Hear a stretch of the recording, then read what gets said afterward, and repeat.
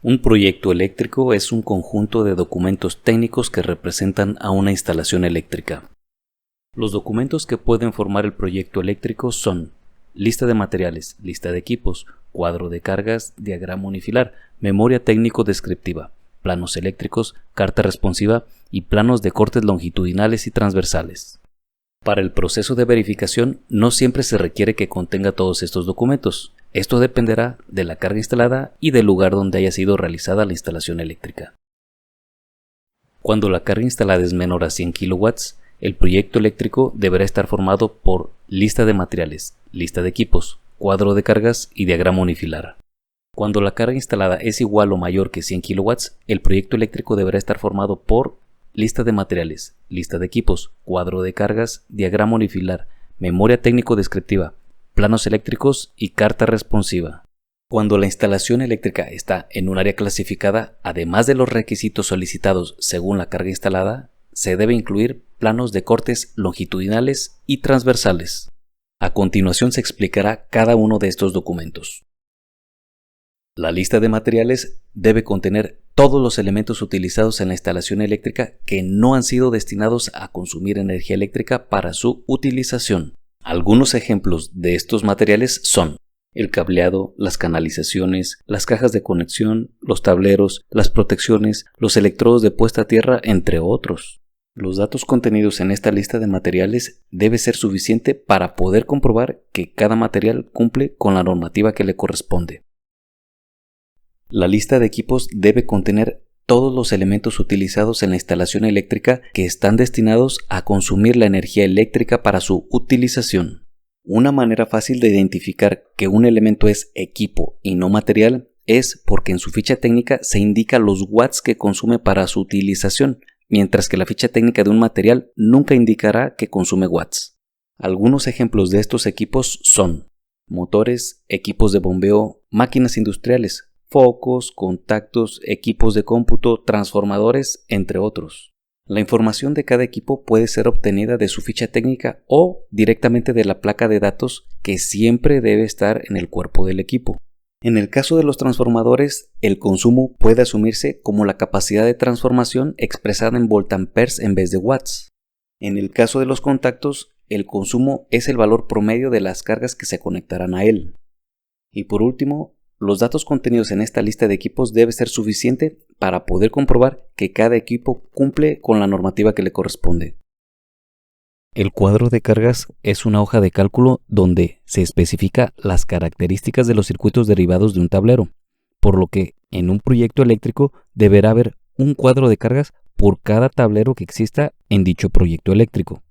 En cada cuadro de cargas deberá especificarse la cantidad de circuitos derivados.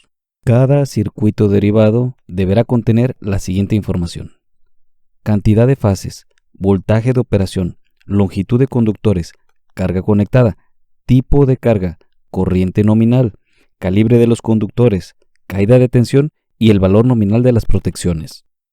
Además de la información de cada circuito derivado, también puede contener la información del circuito alimentador del tablero, como carga conectada, factor de demanda, corriente nominal y valor nominal de la protección.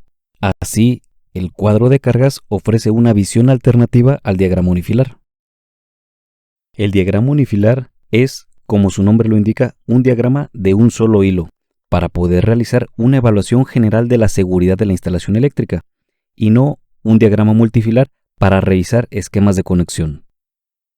Un diagrama unifilar debe contener información suficiente para poder evaluar que la instalación eléctrica trabaje dentro de los márgenes operativos de los materiales y equipos y al mismo tiempo dentro de los márgenes normativos de la propia instalación eléctrica. En esta imagen se muestran los elementos que debe contener el diagrama unifilar.